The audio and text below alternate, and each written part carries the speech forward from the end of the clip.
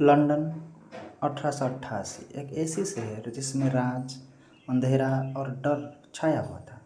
यहाँ फॉग और शैडोज के बीच एक ऐसी शक्ल छुपी हुई थी जो इतनी भयानक थी कि वो एक कहानी बन गई।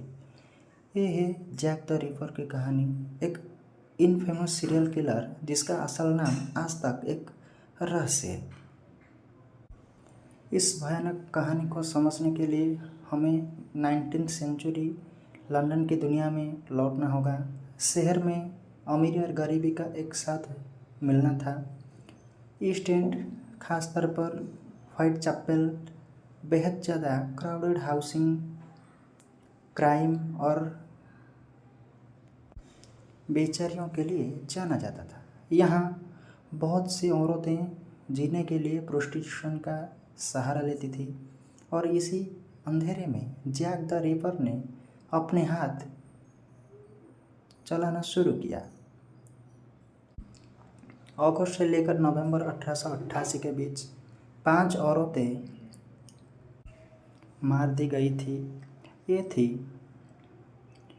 नंबर 1 पे हैं मैरियन निकोलस, 31 अगस्त 1888 को मौत हुई थी। पाया गया उसका गले काटने और पेट को म्यूटिलेट करने के बाद। नंबर 2 पे हैं एनी चैपमैन, जिसकी मौत 8 सितंबर 1888 को हुआ था। 29 हैनबरी स्ट्रीट के बैकयार्ड में मिली। उसका गले काट दिया गया और ऑर्गन्स निकाले गए। नंबर 3 पे हैं एलिजाबेथ स्ट्राइड, 30 सितंबर 1888 को इसकी मौत हुई थी, यानी मर्डर हुई थी, जिसे लॉन्ग लेज कहते थे। उसका गले काट दिया गया लेकिन म्यूटिलेशन नहीं हुई, जो दिखता है कि शायद किलर बीच में रुक गया। नंबर 4 पर है कैथरीन एडवाइस, जिनकी मर्डर 30 सितंबर 1888 को हुआ था। सिर्फ 45 मिनट्स बाद उसे मीटर स्क्वायर में पाया गया, जिसका गले काट दिया गया और उसके ऑर्गन्स निकाले गए। नंबर 5 पे है मैरी जान केली, जिसकी मर्डर 9 नवंबर 1888 को हुआ था। ये सबसे ग्रुसम मर्डर था, जिसमें उसका शरीर उसके कमरे में पाया गया, पूरी तरह से एबिसरेटेड। इस मर्डर की भयानकता ने तकरीबन सभी पुलिस ऑफिसर को हैरान कर दिया।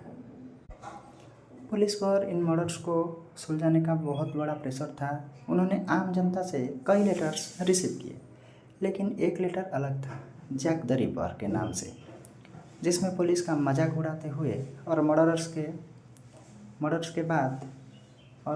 के बारे में बताया गया। मीडिया ने इन किलिंग्स को सेंसेशनलाइज किया, जिसकी वजह से पूरी जनता में पैनिक फैल गया। स्कॉटलैंड यार्ड ने हजारों ऑफिसर को डाला, लेकिन इन्वेस्टिगेशन को कई मुश्किलात का सामना करना पड़ा। कोई गवाह नहीं और ना ही कोई एविडेंस। किलर बिना किसी निशान के भाग गया। सालों के दौरान कई थ्योरीज और सस्पेक्ट्स सामने आए। कुछ खास सस्पेक्ट्स हैं। नंबर 1 पे हैं मोंटागू जॉन फ्रिड, एक बैरिस्टर जो अपने आप को डुबाकर मार दिया जब मर्डर्स बंद हो गए। कुछ लोग मानते हैं कि वो रिकवर हो सकता है क्योंकि उसकी मेंटल हेल्थ ठीक नहीं थी। नंबर 2 सस्पेक्ट है आरोन कोसिमिन्स्की, एक पोलिश इमिग्रेंट और व्हाइट चैपल का रहने वाले, जिसे उसके वायलेंट बिहेवियर के लिए जाना जाता था। वो इन्वेस्टिगेशन के दौरान प्राइम सस्पेक्ट था। मैन, एक पुलिस बार्बर जो बाद में अपने 3 बीवियों को पॉइजन देकर मारने के लिए सजा काट रहा था। कुछ थ्योरीज मानते हैं कि वो रिपर हो सकता है। नंबर 4 पर है क्वीन विक्टोरिया का पोता। एक और अजीब थ्योरी है जो कहती है कि एक रॉयल फैमिली का मेंबर शामिल हो सकता है, लेकिन इसमें कोई पक्का एविडेंस नहीं है। जैक द रिपर का राज आज तक लोगों को काफ़ी भाव दिया है।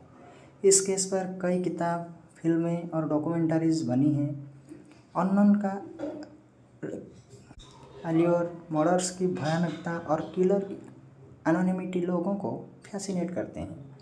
आज भी रिवर टूर्स लंदन में काफ़ी पॉपुलर हैं, जो एंथुजियास्ट को उन सड़कों पर चलने का मौका देते हैं जहां ये भयानक घटनाएं हुई थी। यहाँ तक जैक द रिपर की शक्ल अब तक एक रहस्य है, पर उसकी क्राइम की छाप कभी नहीं भूली जा सकती। उसने अपने टाइम के सामाजिक समस्याओं को उभर कर दिखाया और क्राइम और इन्वेस्टिगेशन का नज़रिया बदल दिया। जब हम इस अंधेरे भरी कहानी में घुसते हैं, हम उन विक्टिम्स को याद करते हैं और उस मनुष्य के भी जो रहस्य को और जो उनको ना इंसाफ से मिला और इंसाफ से वो भाग गया। अगर आपको जैक द रिपर की इस कहानी में मज़ा आया तो लाइक करें, सब्सक्राइब करें और नोटिफिकेशन बेल दबाना ना भूलें, ताकि आप और भी ग्रिपिंग मर्डर मिस्ट्रीज और ट्रू क्राइम स्टोरीज़ को मिस ना करें। अगले एपिसोड तक क्यूरियस और सेफ रहिए।